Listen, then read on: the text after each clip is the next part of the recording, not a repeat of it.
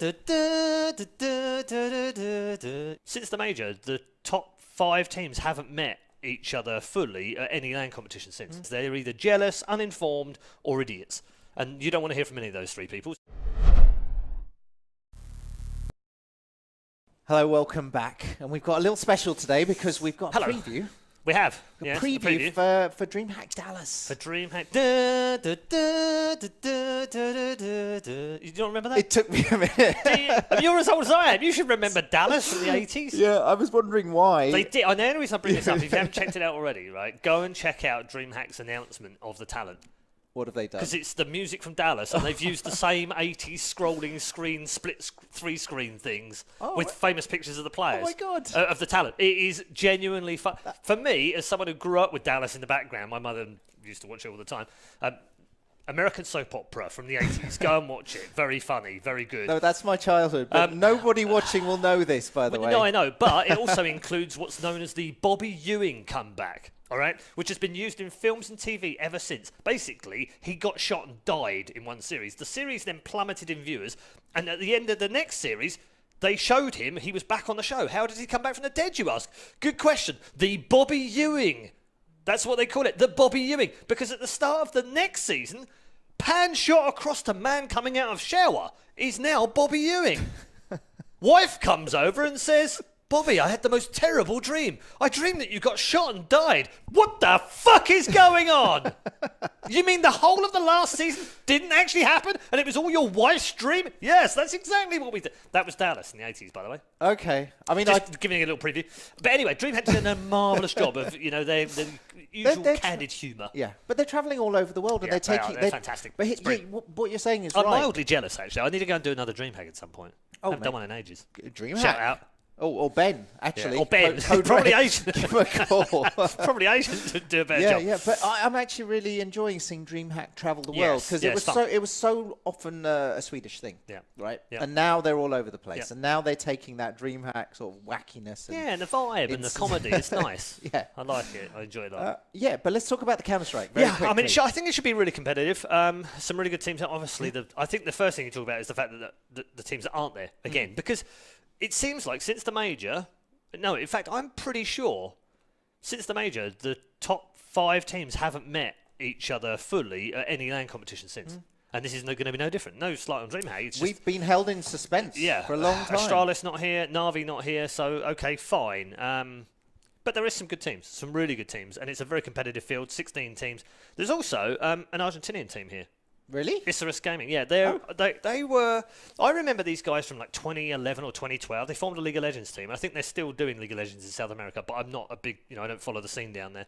I noticed them IBR, aren't they? No, exactly. and so we don't see many Argentinian CSGO squads, for sure. Don't get to go to the Brazilians always beat them, it's always Brazilians. So I'm really interested to see how they get on.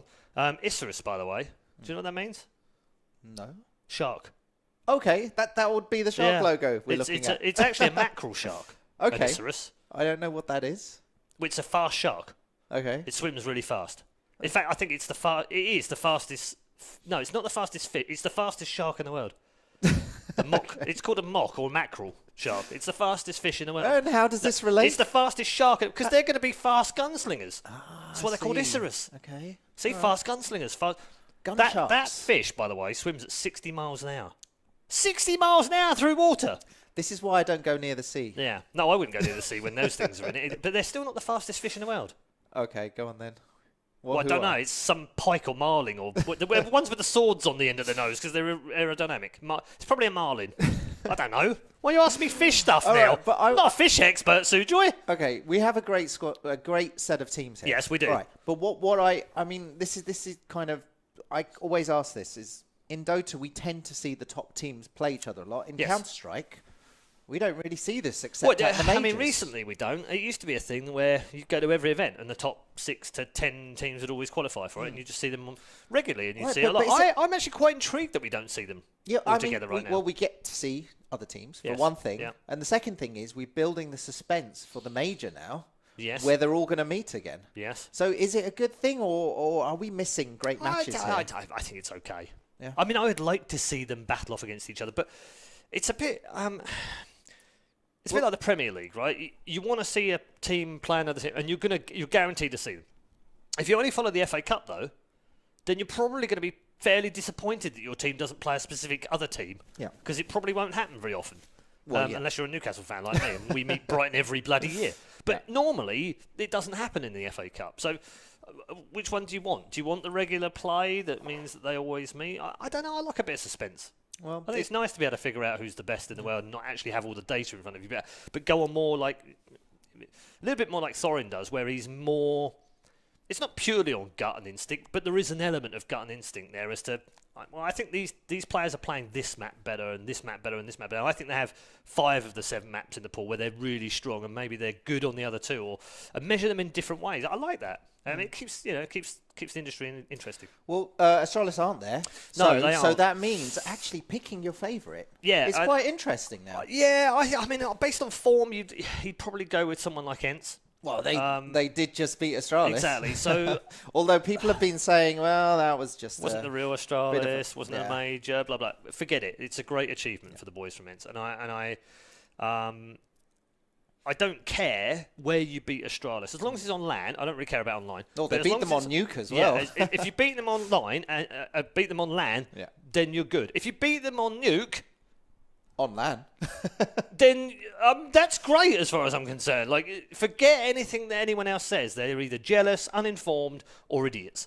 And you don't want to hear from any of those 3 people. So just enjoy the success. They start as the favourites for this event, there's no doubt. But that's a change for them as well, mentality-wise, in that they've always been the underdogs in the past. Very underdogs at the last major, but gradually climbing the ladder. And more is expected of them, but they're not really, they're not going to beat Astralis. And they're not going to beat them on Nuke. Well, now they've done that. So now expectation is a lot higher.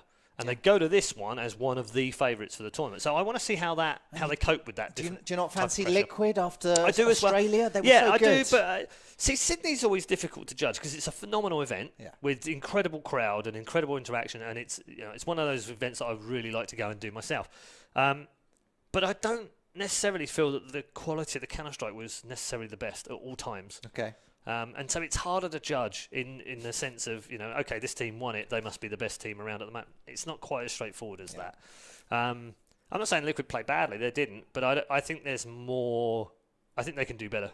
Okay. I think they can play better than they needed to win that time. Let's put it that way. I think what I enjoyed most about IEM Sydney was the crowd. Yeah, absolutely. I mean, every year, right? Every year you enjoy the crowd more than anyone else. Yeah. FaZe. Well, FaZe just happened. FaZe is such a weird enigma right now.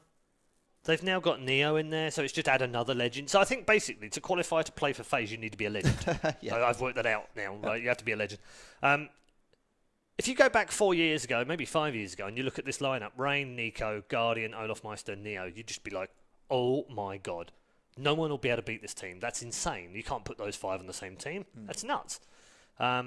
Today, they're very beatable, unfortunately. Yeah. But they still have world-class players. And I think adding Neo actually might just take the pressure off Nico a little bit. Okay. Because you've got someone in the team who's very good. He's very quiet. He's very calm. He's got massive amounts of experience, obviously.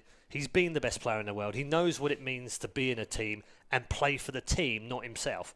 And that's slightly different from what FaZe have been used to in the past. I think since they had Carrigan there, who was that kind of player, right? He was very sacrificial. He didn't care about scoreboard. He didn't care about the fans giving him a hard time for getting 3 frags. He cared about the team, and he cared about putting them in a position to win. Neo is that style of player. So I think give it time, and that could work out for them. Could work out for them. Well, we're going to find out soon. And I think, it's a good test. It's a good test because there are some very good teams in there. Fnatic are in good form right now. I think they've improved beyond measure. And I think the funny thing about Fnatic as well is that Brolan is now starting to shine. And I saw this kid, Christ, what year was it? 2016?